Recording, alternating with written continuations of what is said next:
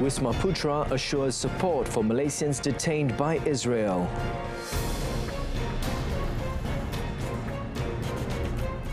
Trump declares armed conflict engagement with drug cartels.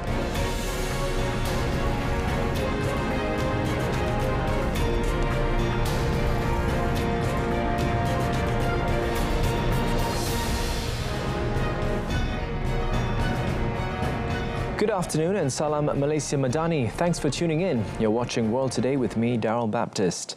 The Foreign Ministry has received information that all 23 Malaysians detained by Israel during the participation in the Global Sumud Flotilla, or GSF, on Thursday are safe and in good health and will be deported to third countries. In a statement, Wisma Putra said it will ensure that they will be provided with necessary consular support and assistance for their safe return to Malaysia. The Malaysian government is making every effort to ensure the safety and immediate release of GSF participants, in particular 23 Malaysians detained by Israel. Prime Minister Datuk Seri Anwar Ibrahim and Foreign Minister Datuk Seri Muhammad Hassan have been in contact with the leaders and counterparts of a number of countries, including the United States, to seek cooperation of their good officers in this regard. Wisma Putra said it has issued a directive to Malaysia's relevant missions in the region, including its embassies in Amman and Cairo, to seek cooperation of the embassies of ASEAN countries in Tel Aviv. Wisma Putra said the detention of the GSF participants is unlawful and insisted that those detained should be treated in accordance with international law and released without delay. Meanwhile, the Sumud Nusantara Command Centre, or SNCC, Director General Datuk Dr. Sani Arabi Abdul Alim Arabi, said that all 23 participants were officially declared as detained at 4:25 p.m. Malaysia time on Thursday after communication was lost and visual evidence confirmed they had been taken into custody by the IDF. Initial reports confirmed the sightings of the vessels Sirius, Estrella, Alma and Huga beginning to enter the port of Ashdod in Ashkelon. Dari pelaku pintasan ataupun interpretasi yang pertama, SNCC memaklumkan dan mengesahkan pada pukul 4.25 petang waktu Malaysia kesemua 23 delegasi Malaysia diisytiharkan sebagai telah ditahan. Mengikut kepada SOP bahawa kita sudah terputus hubungan dengan mereka dan ada visual mereka telah pun ditahan oleh pihak IDF. The SNCC anticipated the possibility that some volunteers have already been transferred ashore. Datuk Dr. Sani Arabi also confirmed that Malaysia's legal team in Jordan was on standby to act as representatives for any interrogations and related follow-ups. He explained that according to standard operating procedure, the volunteers would not respond to any interrogation without the presence of an authorized representative.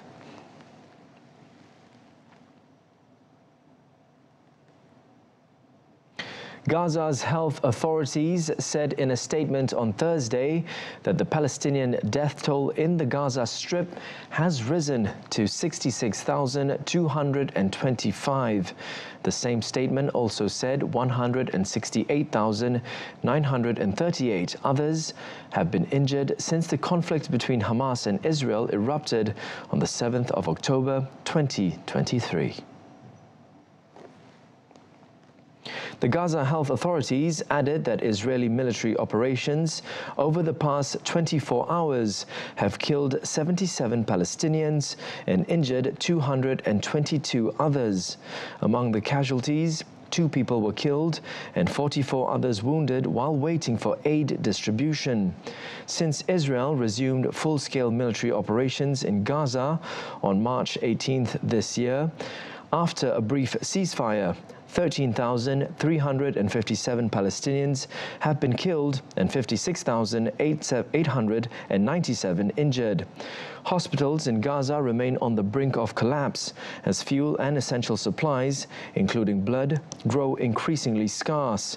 Only 14 of Gaza's 36 hospitals remain partially functional, while less than one-third of pre-conflict rehabilitation services are operating, with several facing imminent closure. According to the latest World Health Organization estimates, nearly 42,000 people in the Gaza Strip have suffered life-changing injuries due to the ongoing conflict.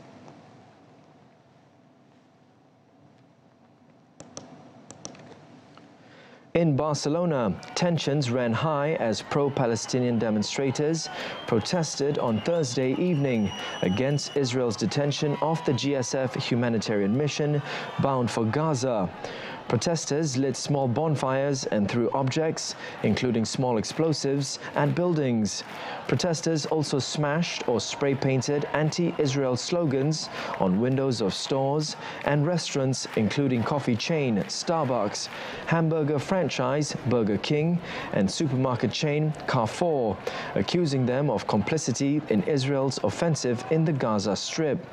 Israel faced international condemnation after armed Israeli soldiers boarded around 40 GSF ships that were attempting to break a naval blockade to deliver aid to the Palestinian enclave, arresting more than 400 activists, including Swedish climate change campaigner Greta Thunberg.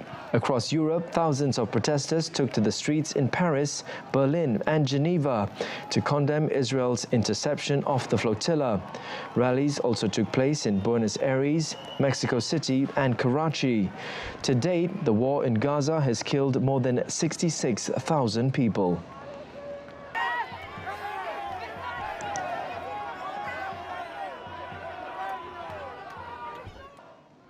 In Dublin, a protest against the detention of at least 14 Irish citizens taking part in the GSF mission sprung up outside the Irish Parliament.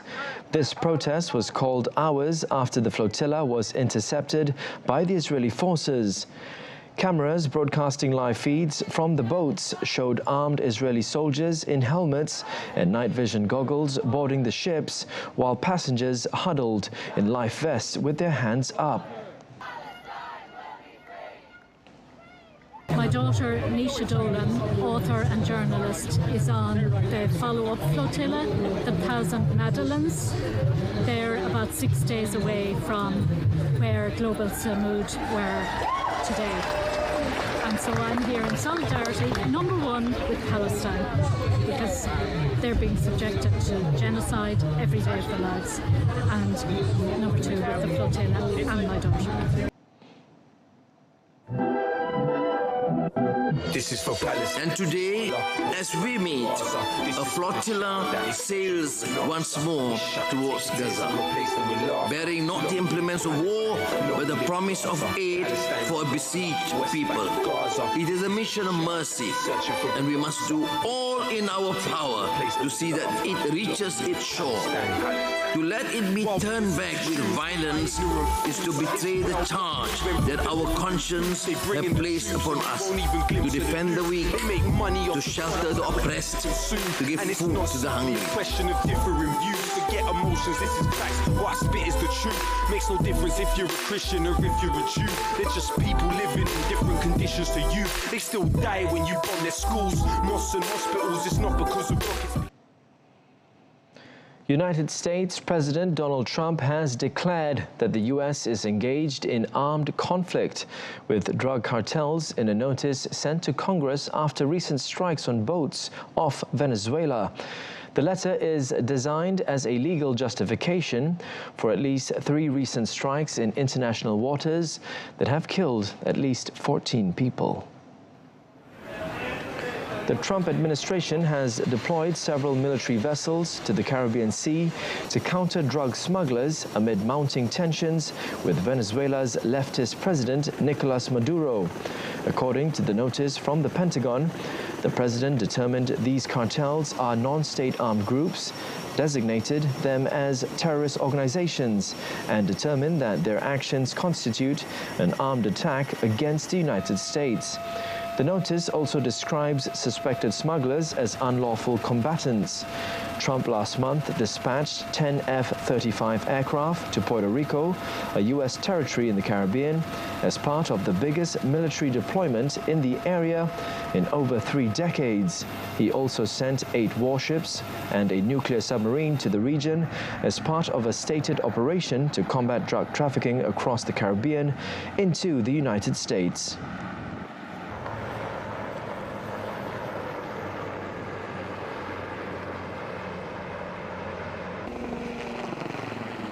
The Philippines Office of Civil Defense, or OCD, terminated search and rescue operations on Thursday afternoon after a 6.9 magnitude earthquake struck Cebu province on Tuesday evening, killing 73 and injuring over 200.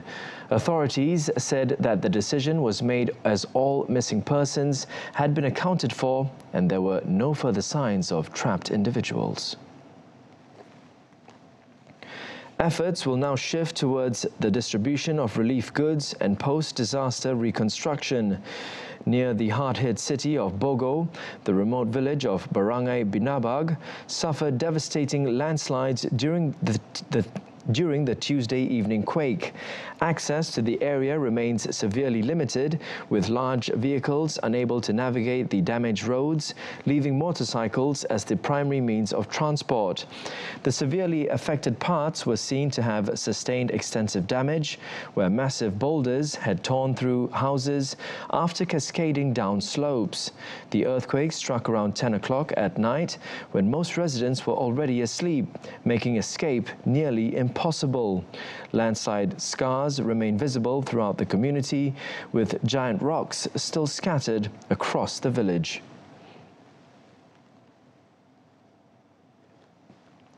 Russian President Vladimir Putin on Thursday promised a significant response to Europe's militarization as he addressed a foreign policy forum in southern Russia. Relations between Russia and the EU spiraled downward after Moscow sent troops into Ukraine, leading the bloc to bolster its defense. Мы просто не можем не уделять внимания тому, что происходит. Не имеем права этого делать из соображения обеспечения нашей собственной безопасности. Повторю, нашей обороны и безопасности. Потому внимательно следим за набирающей силу милитаризации Европы. Просто ли это слова, либо нам пора принимать ответные меры. Вот мы слышим же, и вы знаете об этом. ФРГ, например, говорит о том, что немецкая армия должна быть опять самой мощной в Европе. Ну, хорошо. Мы внимательно это слушаем, смотрим, чего же там, что имеется в виду. Putin accused Europe of stoking hysteria to excuse rising military spending and said Russia did not pose a threat. He claimed Russia was fighting the NATO alliance in Ukraine and mocked US President Donald Trump's comment that Russia was a paper tiger. British Prime Minister Keir Starmer on Thursday arrived to Downing Street to chair a Cobra meeting, emergency meeting, following a deadly attack at a synagogue in Manchester. British police said 2 people were killed on Thursday when a man drove a car into pedestrians and stabbed a security guard in an attack at a synagogue in England, where worshippers were marking Yom Kippur, the holiest day on the Jewish calendar. Starmer, who rushed away early from a European summit in Copenhagen to chair the emergency meeting in London, promised to do everything he could to provide security. Greater Manchester Police said the suspect, who was wearing a vest that appeared to be an explosive device, was shot dead after officers rushed to the scene at the Heaton Park Hebrew Congregation Synagogue in the Crumpshall district of the city in northern England. Starmer said police were being deployed to synagogues across the UK following the attack. Police said they were working to understand the motivation behind the attack.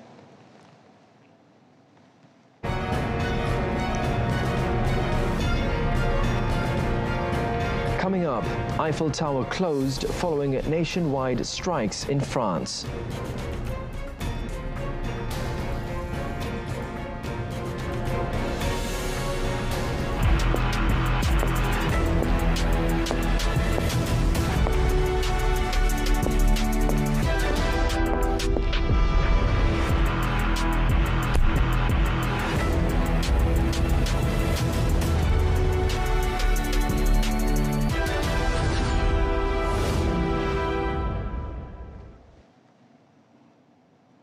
Welcome back to World Today.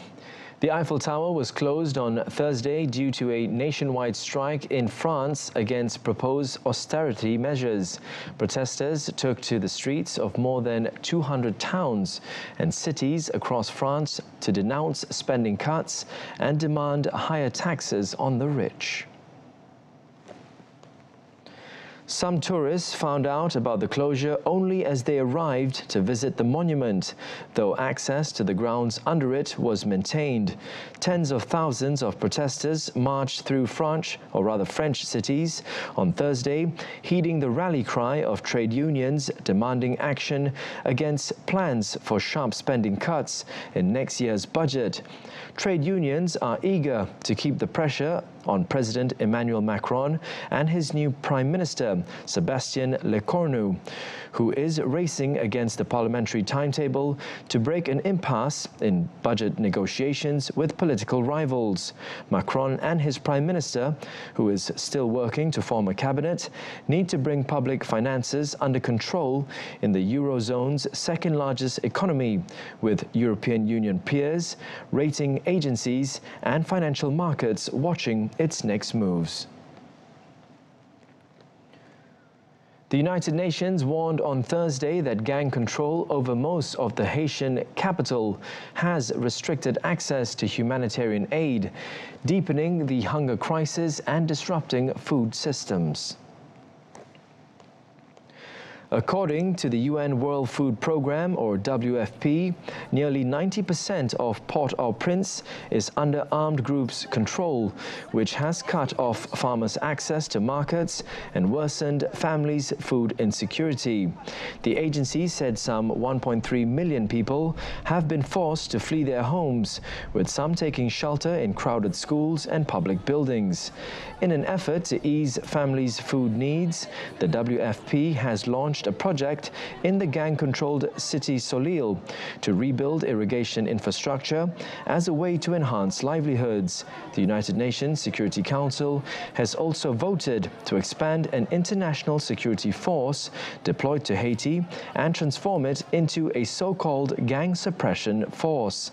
According to the WFP statement, Haiti is the only country in the Americas and one of the only 5 countries globally with people facing catastrophic Integrated Food Security Phase Classification, or IPC Phase 5 levels of hunger, which is equivalent to famine-like conditions. Peruvian police handed over Matías Osorio, a 28-year-old Argentine national, to officials from Argentina on Thursday. Osorio was arrested in Lima on Tuesday and is wanted in connection with the brutal murders of 3 young women in Buenos Aires province in September. The victims, Brenda del Castillo, 20, Morena Verdi, 20, and Lara Gutierrez, 15, were tortured and killed, with their torture live-streamed to a closed group on social media. Buenos Aires Security Minister Javier Alonso said the trio were tortured and murdered on the social media group of 45 users, adding that the video was intended as a warning over an alleged drug theft. Osorio, who had entered Peru irregularly, was accompanied by 2 Peruvian police officers during his expulsion. A Peruvian national, Tony Jansen Valverde Victoriano, believed to be Osorio's superior, was also arrested and may face extradition. Argentine Security Minister Patricia Bullrich has stated that all involved, including those who viewed the live stream, will face the maximum penalty under the law. The case has sparked widespread outrage and protests in Argentina. Markets and businesses in Kabul and Jalalabad returned back to life as mobile and internet networks are restored in Afghanistan. For 48 hours, Afghans had been offline, cut off from mobile and internet services in a telecommunications shutdown imposed by authorities without warning. With phones pressed to their ears or tightly gripped in their hands, Afghans poured onto the streets to check if others were also online. Also visible on the streets was an increase in the number of women who have faced sweeping restrictions under the Taliban government, including a ban on education beyond primary school. The United Nations said the shutdown in connectivity threatened economic stability and exacerbated one of the world's worst humanitarian crises. The Taliban government have yet to comment on the blackout. However, it came weeks after the government said it would begin cutting high-speed internet in some provinces to prevent immorality. The internet was still a relatively nascent technology during the Taliban's first rule between 1996 and 2001, when the country was too war-torn and poor to build infrastructure. A tragic fire ripped through Hotel Oriente in central San Jose on Thursday, leaving 5 people dead and sparking questions about building safety in the city's outer structures, or rather older structures. The blaze, which started on the 3rd floor just before dawn, quickly spread, trapping residents in what many described as a chaotic scene. Firefighters arrived to find the 3-story building engulfed in smoke and flames. They discovered the bodies of 3 men and 2 women on the top floor, where the fire had hit hardest. Residents who escaped recounted hearing a loud explosion moments before the fire alarms sounded. One tenant, speaking from the street as crews worked the scene, said the blast shook the walls and sent people scrambling. What makes this loss even harder to process is the blocked emergency exit. Fire officials reported that metal wires had sealed off the escape route, a detail that's now central to the ongoing probe. Teams from the Judicial Investigation Agency are combing through the site, working alongside firefighters to piece together how the fire began. Early signs point to no obvious cause yet, but the focus includes electrical systems and possible maintenance lapses.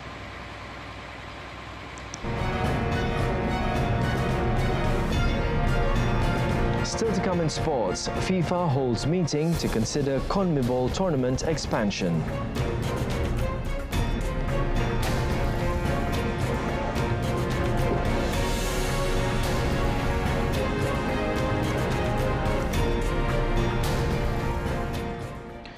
FIFA President Gianni Infantino and the most senior officials of World Football's governing body held a meeting in Zurich, Switzerland on Thursday. Among items up for discussion at FIFA Council was a proposal by South American Football Federation, CONMEBOL, to expand the 2030 tournament to 64 teams, although no formal decision is expected on that for some time. Argentina, Paraguay and Uruguay will co-host the tournament with Spain, Portugal and Morocco, but will only hold 3 games between them as a nod to the 100th anniversary of the initial tournament, which took place in Uruguay. Next year's tournament in the United States, Canada and Mexico will have 48 teams for the first time. There are concerns that increasing the number of teams to 64 will dilute the quality of what is on offer. Logistics for 2026 were also under discussion on Thursday. Meanwhile, there has been media speculation in the last week that UEFA, Europe's governing body, could hold a vote to expel Israel. However, UEFA have not confirmed such a vote was ever proposed. On Wednesday, FIFA Vice President Victor Montagliani said football's governing would leave any such decision to UEFA. Over in tennis, Jensen Brooksby recorded a 7-6, 6-1 victory over Japan's James Trotter on Thursday in their first-round match of the Shanghai Masters. Brooksby continued his strong form at the ATP Masters 1000 tournament in China after reaching the semi-finals at the Japan Open earlier this week.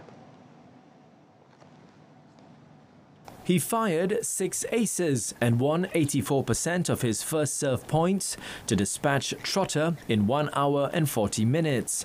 Brooksby's second-round opponent will be Talon Griekspoor of the Netherlands.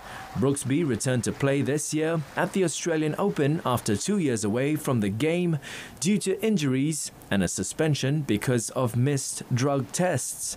Brooksby's loss at the Japan Open in Tokyo was to fellow American and second-seeded Taylor Fritz. The top-seeded players in Shanghai all received first-round byes, including China Open winner Jannik Sinner and Novak Djokovic. Those two players will not play their opening matches until Friday. Carlos Alcaraz, who beat Fritz in the Japan Open final, announced after his win in Tokyo that he won't play at Shanghai. Game, set and match, Brooksby. In women's tennis, Coco Gauff put down a spirited challenge from Eva Lees to earn a 6-3, 6-4 victory on Thursday and set up a China Open semi-final against fellow American Amanda Anisimova, who overcame a first-set stumble to beat Italy's Jasmine Paolini 6-7, 6-3, 6-4. It was a fast and furious start to the first set as both players fired off a string of winners and traded early breaks as the momentum swung wildly. Following a run of 5 straight breaks off serve, it was defending champion Gauff who finally seized control, taking a 5-3 lead when Liz sent a backhand wide and then consolidating to clinch the first set.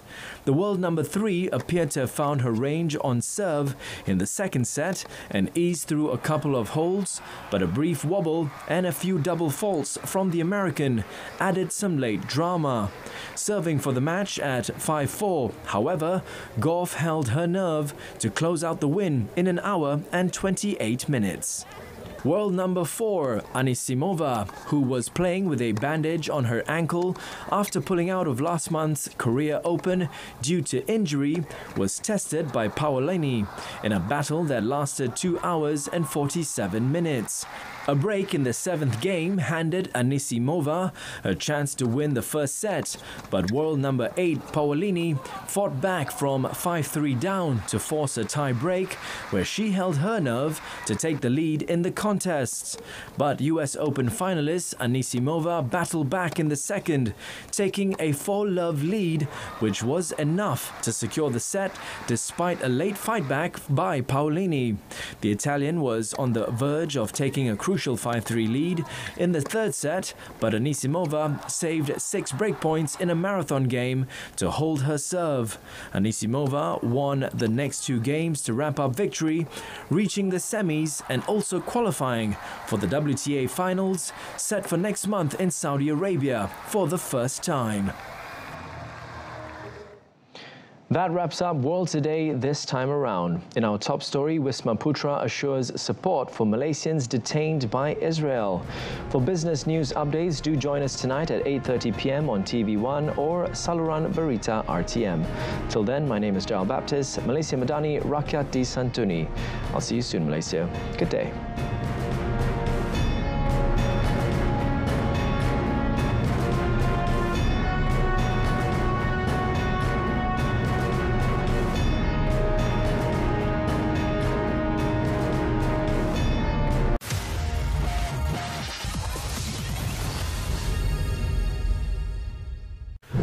My Card bukan sekadar kad